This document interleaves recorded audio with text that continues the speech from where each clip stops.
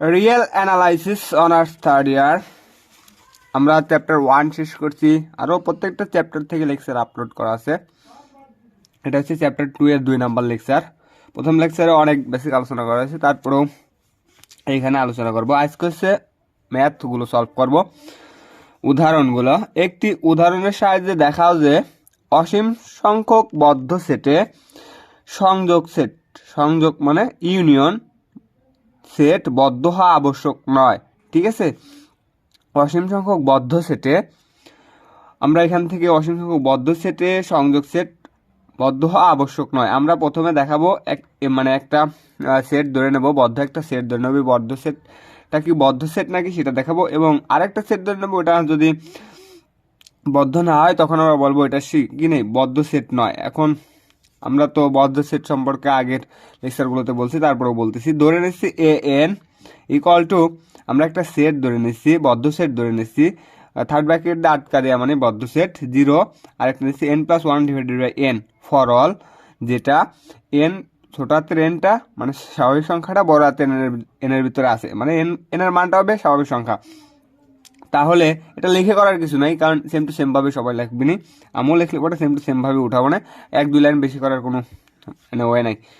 তাহলে a1 equal to, আমরা n এর মান 1 2 3, যেহেতু স্বাভাবিক সংখ্যা 1 2 3 বসাই, n এর মান যদি এখানে 0 বসালে তো 0, সবসময় এটা 0 0 থেকে যাবে। n এর মান এখানে আমরা কত বসাবো, 1 বসাবো। যদি 1 বসাই, এখানে 1 বসালে 1 আর 1 যোগ করে কত, 2, 2 ডিভাইডেড বাই 1 মানে 2। n এর মান যদি 2 বসাই, 3 ডিভাইডেড বাই 2, মানে n এর মান 2 বসালে পারে। n এর মান যদি 3 বসাই, 3 আর 1 4, 4 divided by 3, up to dot dot dot চলতেই থাকতেছে।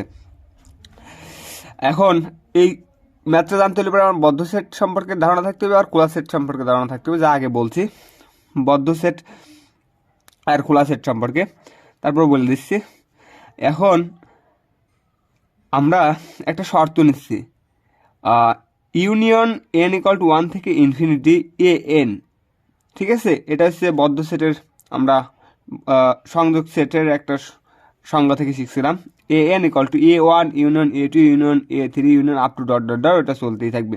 a1 এর মান পাইছি 0, মানে এটার যদি আমরা ইন্টারসেকশন মানে ইউনিয়ন করি সেটা কি পাবো সেটা আমরা দেখতেছি। আমার বাম পাশের 0 0 থেকে যাচ্ছে, আর 2 থেকে শুরু হচ্ছে 2, 3/2, 4/3, ঠিক আছে 4/3, যা কিসের দিকে ধাপিত হচ্ছে, যা 2 এর দিকে কিন্তু ধাপিত হচ্ছে। ইন্টারসেকশন করলে পারে এই 3/2, 4/3, আমার তারপরে 5/3 সব আমার কিসের ভিতরে থাকবে না, 0 আর 2 এর মাঝেই থাকবে না, সেটাই দেখাবো। অর্থাৎ এ union a1 union a2 union a3 union up to dot dot dot. অর্থাৎ a1 এর মান ছিল 0 থেকে 2 ইউনিয়ন, a2 এর মান ছিল 0 3/2, a3 এর মান ছিল 0 4/3, union up to dot dot dot চলতেই থাকতেছে।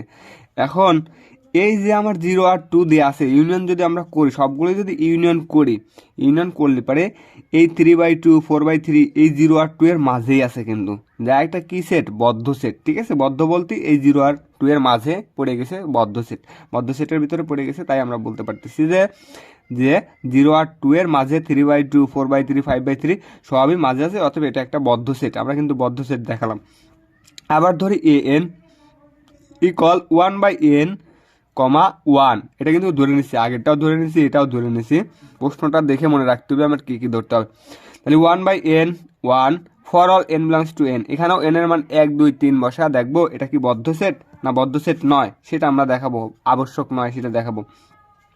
তাহলে এখানেও n এর মান 1 বসালাম, 1 বসালে আমার ডান পাশে 1 আকারে থেকে যাবে। আমরা এখানে শুধু চেঞ্জ হবে, 1 বসালে 1/1 মানে 1, 2 বসালে 1 কত 2, 3 বসালে 1/3 up to dot dot dot 1/4 1/5 চলতেই থাকবে। তাহলে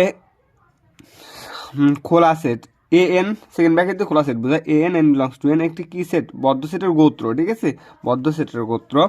অতএব ইউনিয়ন n ইকুয়াল 1 থেকে infinity an equal to a1 union a2 union a3 union up to dot dot dot. এখন a1 এর মান পাইছিলাম আমরা 1 মানে 1 থেকে 1 এর 1 তো 1 এ আসে, তাই 1। তারপরে ইউনিয়ন a2 এর মান পেয়েছিলাম হাফ 1, a3 এর মান পাইছিলাম 1 3 1, আমরা দেখতেছি যে আমার ডাইন পাশে সবসময় ওয়ান আকারে থেকে যাচ্ছে, আমার ডাইন পাশে কোনো চেঞ্জ নাই, আমার বাম পাশে চেঞ্জ হচ্ছে। বাম পাশে ছিল প্রথমে ওয়ান, তারপরে হাফ, মানে ওয়ানের থেকে একটু কম, তারপর আরেকটু কম, তারপর আরেকটু কম, এরকম চলতে চলতে চলতে চলতে আমার জিরোর দিকে ধাপিত হচ্ছে। ঠিক আছে, অর্থাৎ one union 1/2 into one union 1/3 into one union up to dot dot dot. অতএব আমার বাম পাশে এটা জিরোর দিকে ধাপিত হচ্ছে, অর্থাৎ এইখানে আমার নির্দিষ্ট করা নাই, অর্থাৎ এখানে আমরা খোলা, অর্থাৎ ফার্স্ট ব্র্যাকেট দ্বারা আমার খোলা বোঝাচ্ছে, মানে জিরো দিকে আসতেছে, কিন্তু আমার ছিল 1/2 1/3 জিরোর দিকে আসতেছে, আর ওয়ান এটার কোনো চেঞ্জ নাই, এটা বদ্ধ আকারে আছে, যা একটা কি সেট, বদ্ধ সেট নয়, এটা একটা বদ্ধ সেট হবে না, কারণ এদিকে খোলা আছে আর এদিকে কি আছে, বদ্ধ সেট, একটা বদ্ধ সেট নয়। অতএব যে কোনো সংখ্যক বদ্ধ সেটের সংযোগ বদ্ধ হওয়া আবশ্যক নয়। বলছিল আবশ্যক কিনা, আমরা সেটা প্রমাণ করলাম। আমরা আরেকটা ম্যাথ সলভ করি, এটা হচ্ছে মোস্ট একটা ইম্পর্টেন্ট একটা ম্যাথ।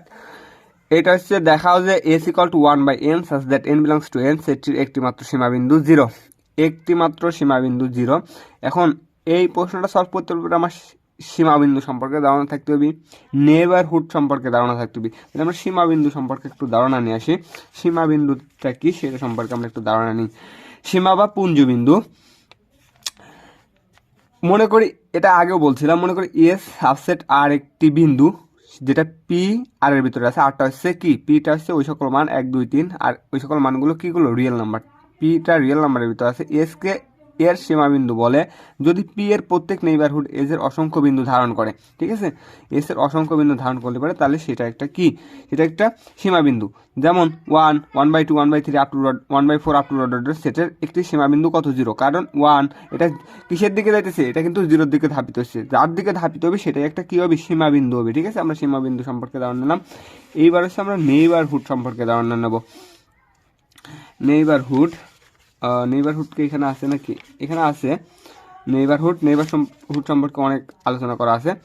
আমি নেইবারহুডটাকে দেখিনি, হ্যাঁ নেইবারহুড পেয়ে গেছি। নেইবারহুড সম্পর্কে আগের লেকচারে বলছিলাম, এই যে প্রতিবেশ, নেইবারহুড মানে প্রতিবেশ, একটি বিন্দুর প্রতিবেশ। আর এর একটি অশূন্যক উপসেট এন কে, উপসেট বলতে একটা সেট নিলাম 1 2 3, ওটা যতগুলো সেট গঠন করা যায় ওইগুলোই তো উপসেট, ওই উপসেটগুলো অশূন্য করা যাবে না। এন কে কোনো বিন্দু এক্স এর নেইবারহুড বলে যদি এপসাইলন যে কোনো একটা মান নিলাম 5 10 7, ঠিক আছে, 0 বিদ্যমান থাকে, 0 থেকে এপসাইলনটা বড় বিদ্যমান থাকে, যেন এক্স আছে, that x minus epsilon, x বলতে কি নিচ্ছি, এক্স বলতে আমরা উপসেটগুলো নিচ্ছি, আর এপসাইলন বলতে আমরা একটা মান নেব যেটা 0 হবে না, ওটার বিয়োগ আর ওটা যোগ। ঠিক আছে, মানে আমরা একটা সংখ্যা রেখা নিলাম, নেওয়ার পরে এখানে মনে করি আমরা 1 -1 -2 -3, এখানে 0 1 2 3, ঠিক আছে, 1 2 3 নিলাম। নেওয়ার পরে আমরা এদিক থেকে 1 পর্যন্ত গেলাম, এদিক থেকে কত পর্যন্ত গেলাম, হাফ পর্যন্ত গেলাম, এদিক থেকে আবার 2 পর্যন্ত গেলাম, এদিক থেকে -হাফ পর্যন্ত গেলাম। তাই এক্স মাইনাস কত, একবার নেগেটিভ একবার পজিটিভ, একবার নেগেটিভ একবার পজিটিভ, এটার উপসেট কত এন হয়, স্বাভাবিক সংখ্যা হয়, মানে আমরা ধরে নিয়েছি স্বাভাবিক সংখ্যা হয়, তখন তাকে আমরা কি বলবো, নেইবারহুড বলবো। উদাহরণ, একটা বিন্দু 2 এর একটি প্রতিবেশ, 2 এর একটা প্রতিবেশ, এই যে n ইকুয়াল টু 0 থেকে কত পর্যন্ত, 4 পর্যন্ত, 0 থেকে 4 পর্যন্ত, কারণ i ইকুয়াল টু 1 থেকে 3 হলো, 1 থেকে 3, 0 আর 4 এর মাঝে আছে 1 থেকে 3 হলো 2 বিলংস i সাবসেট কত n, ঠিক আছে, 2 এর কি প্রতিবেশ, ঠিক আছে, এই 2টাও 1 থেকে 3 এর মাঝে আছে, ওইটার একটা কি হবে, প্রতিবেশ হবে, নেইবারহুড হবে। ওইটা গেল। আবার আরেকটা প্রতিবেশ সম্পর্কে নিই, একটি সেটের প্রতিবেশ 2 আর 3 একটা সেট নিলাম, সেটের একটা প্রতিবেশ নেব 0 আর 5, ঠিক আছে, 0 আর 5 নিলাম কিসের জন্য, কারণ এই 2 আর 3 আমার এখানে আছে 2, এইখানে আছে 3, এই 0 আর 5 আছে ওই 2 এর বাইরে, এটা হবে এটার প্রতিবেশ, আর এইখানে হবে 4 আর 5 হবে 1 আর 3 প্রতিবেশ, ঠিক আছে, এরকম করে প্রতিবেশ নির্ণয় করে। তাহলে দেখাও যে এটা কিন্তু একবার দেখলে বোঝা যাবে না, মানে লেকচারটা অনেকবার দেখা লাগে। এই ম্যাথগুলো এই টাইপের। দেখাও যে s equal to 1/n such that n belongs to n, সেটির একটা সীমাবিন্দু 0। আমরা সীমাবিন্দু কি নিছিলাম, সীমাবিন্দু 0 কেমন করে দেখাইছিলাম আমরা, 1 হাফ 1/3 1/4, যদি 0-র দিকে ধাপিত হয় তাহলে সেটা বলবো যে এটা একটা সীমাবিন্দু 0। যে কোনো এপসাইলন গ্রেটার দেন 0 এর জন্য মাইনাস এপসাইলন থেকে প্লাস এপসাইলন, আমরা একটা 0 একটা বিন্দু নিলাম, এটা নিলাম মাইনাস এপসাইলন, আর এটা হচ্ছে প্লাস এপসাইলন নিলাম, ঠিক আছে। নেওয়ার পরে 0 এর একটা নেইবারহুড, হ্যাঁ, জিরো অবশ্যই তার একটা নেইবারহুড, আমরা নেইবারহুডের সংখ্যা থেকে কেবল দেখে আসলাম। বাস্তব সংখ্যার আর্কিমিডিয়ান ধর্ম অনুসারে একটি n বিলংস টু n নিই। স্বাভাবিক সংখ্যার ভিতরে বিদ্যমান থাকলে যেন n গ্রেটার দেন 1/ε। আমরা আমরা তো এমনিতেই বুঝছি যে যদি স্বাভাবিক সংখ্যা নিই, এই n আর এপসিলন যদি একটা স্বাভাবিক সংখ্যা নিই, মনে করলাম 2 নিলাম 2, আর এটাও মনে করলাম আমরা কত নিলাম, এটাও মনে করলাম আমরা 2 নিলাম, তাহলে 2 1/2 ভগ্নাংশ থেকে কিন্তু 2 বড়, 1/2 থেকে 2 বড়। এটা যদি বিপরীতকরণ করে দিই, নিচের ওয়ানটা উপরে দিই, বিপরীতকরণ করে দিই, তাহলে এখানে নিচে কিছু না ছিল না 1, তাহলে 1/n হলো, আর এই ওয়ানটা নিচে আসলে ওয়ানের কোনো ভ্যালু নাই, অর্থাৎ 1/nটা কী হয়ে গেলো তখন কিন্তু আমার আমরা তো নিছিলাম যে 2 গ্রেটার দেন 1/2। এটা যদি বিপরীতকরণ করে দিই তাহলে এখানে থাকলো 1/2, এটা বিপরীতকরণ করে দিলে হয়ে যাবে 2, তাহলে আমার হাফ থেকে আবার 2 বড় হয়ে গেলো। ঠিক আছে, বড় হয়ে গেল। এখন আমরা দেখি এই যে 2টা মাইনাস এপসাইলন, মাইনাস বলতে আমরা মাইনাস এপসাইলন বলতে হচ্ছে -2 নিলাম। ঠিক আছে, -2 থেকে 0 বড়, 0 থেকে 1/n বড়। 1/n কত ছিল? হাফ ছিল। ঠিক আছে, আবার ওই হাফের থেকে 2টা আরেকটু বড়, মানে এপসাইলনটা ছিল 2টা আরেকটু বড়। এটি নির্দেশ করে 0 এর প্রত্যেক নেইবারহুড এস এর একটা কি বিন্দু, কারণ কিসের দিকে যেতেছে? 0-এর দিকেই ধাপিত হচ্ছে, মাইনাস হাফ মানে এরকম করে 0-এর দিকেই ধাপিত ছিল। ঠিক আছে, একটি বিন্দু 1/n কে ধারণ করে, কাজেই প্রদত্ত সেটটির একটা সীমা বিন্দু কত? 0। এখন 0 যে আমরা ধরে নিলাম যে 0, সেটা আমরা প্রুফ করি, সংখ্যা রেখার মাধ্যমে প্রুফ করে দেখাই। এখন আমরা দেখব যে 0 হলো এস এর একটা সীমা বিন্দু, সেটা কেমন করে সম্ভব সেটা আমরা এখন 4টা ক্ষেত্রের মাধ্যমে দেখব। ক্ষেত্র 1 আমরা এটা নিলাম হচ্ছে এখন -ইনফিনিটি থেকে 0 পর্যন্ত, এটা 1 থেকে পজিটিভ ইনফিনিটি পর্যন্ত আমরা ধরে নিলাম।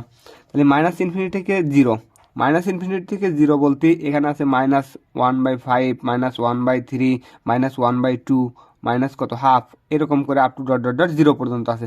আর এইখানে আছে হাফ, 1/3, 1/4, 1/5 কত পর্যন্ত? 1 পর্যন্ত। তাহলে এইটার যদি আমরা ইন্টারসেকশন করি, -1/3, -1/2, ইন্টারসেকশন মানে খালি কমনগুলো, এখানে হাফ, এখানে 1/3, কোনো মানে কিন্তু কমন নাই, তাহলে ফাঁকা সেট।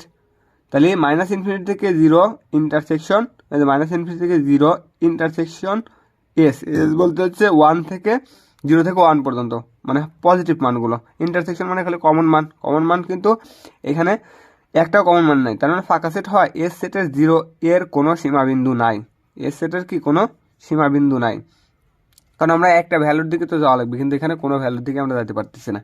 আবার 2 নম্বর ক্ষেত্র, আমরা +1 থেকে +ইনফিনিটি পর্যন্ত ইন্টারসেকশন যদি এস করি, এই 1-এর পরে আছে 2, 3, 4, 5, 6, কিন্তু 1-এর এই পাশে আছে হাফ, 1/3, 1/4, এটা যদি ইন্টারসেকশন করি এটাও একটা ফাঁকা সেট হয়। এস সেটের 1 এর বড় কোনো সীমাবিন্দু নাই। 1 এর বড় কোনো সীমাবিন্দু আছে? 1 এর বড় কোনো সীমাবিন্দু নাই। আবার ক্ষেত্র 3, 1 এর একটি নেইবারহুড, 1 এর একটা নেইবারহুড নিলাম আমরা, এইখান থেকে এই পর্যন্ত বিন্দু নিলাম, হাফ থেকে শুরু করি, মনে করি এখানটা হাফ থেকে কত পর্যন্ত? পজিটিভ ইনফিনিটি পর্যন্ত, যা 1 ব্যতীত এস এর অপর কোনো সদস্য ধারণ করে না। আমরা ইন্টারসেকশন করলে পরে খালি 1ই ধারণ করতেছে, 1 ব্যতীত 1 2টার ভিতরে আছে, ধারণ করে না, কাজে এস সেটের 1 সীমাবিন্দু না। সীমাবিন্দু হতে হলে পরে তো আমরা যে কোনো একটা নির্দিষ্ট বিন্দুর দিকে যাইতে হয়, তাহলে 1 ব্যতীত এখানে কোনো 1 ব্যতীত এস এর কোনো সদস্যই ধারণ করে না, কাজেই এস সেটের 1 সীমাবিন্দু না। আবার ক্ষেত্র 4, n-1, এনটা হচ্ছে স্বাভাবিক সংখ্যা, n n+1, n এর মান যদি আমরা কত বসাই? 1 বসাই। n এর মান আমরা মনে করি 2, 3 যাই বসাই, 2 বসালে পরে 2 থেকে 1 বাদ দিলে 1, এখানে 1-এর থেকে 2 বড়, 2 থেকে 2 সাথে 1 যোগ করলে 3টা আবার বড়। এটা যদি বিপরীতকরণ করি, পজিটিভটা ছোট হয়ে যাবে, কারণ পজিটিভটা ভগ্নাংশ আকারে থেকে যাবে। তাহলে 1/n এর মান 2 বসালে পরে 2 আর 1, 1/3, 1/3 n এর মান 2 বসালে 1/3 এর থেকে 1/2 বড়, 1/2 থেকে আবার n এখানে মাইনাস করলে পরে তো সেটা আবার ভগ্নাংশ আকারে থাকে না। মনে করি n এর মান কত বসালাম? 2 বসালাম, তাহলে 2 বসালে 2 থেকে 1 বাদ দিলে 1, 1 আর 1 ভাগ করলে কত আসছে? 1 আসছে। তাহলে এটা থেকে এটা বড়, এটা থেকে এটা বড়। এস সেটের 1/n, n not equal to 0, এই নেইবারহুড 1/1 + 1, 1/1 - 1, যা 1/n ব্যতীত এস এর অপর কোনো সদস্য ধারণ করে না। সুতরাং এস সেটের 0 ও 1 এর মধ্যবর্তী কোনো সীমাবিন্দু নাই। উপরের 4টি ক্ষেত্র সাপেক্ষে সিদ্ধান্ত নেওয়া যায় S equal to 1/n such that n belongs to n, সেটটির একটি মাত্র সীমাবিন্দু কত? 0। ঠিক আছে, এটাই শেষ। এরপরে হেইনবোরেল উপপাদ্য, এটা মোস্ট ইম্পর্টেন্ট একটা থিওরাম। এরপরে এই থিওরাম দিয়ে চ্যাপ্টার 2 শেষ।